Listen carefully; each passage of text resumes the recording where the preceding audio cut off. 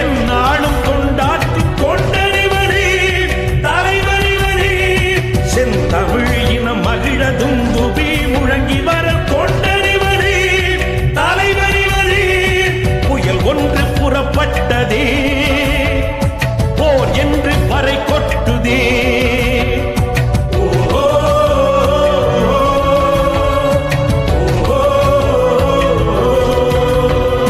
நியாயமா நேர்மையா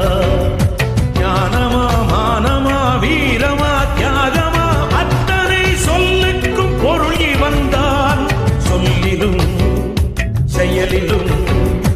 வேற்றுமை அற்றவன் பொய்மையை விட்டவன் யாரெனும் கேள்விக்கு பதில் வந்தான் ஈரோட்டில் மானத்தை கற்றவன் நீ காஞ்சியில் ஞானத்தை பெற்றவன் நீ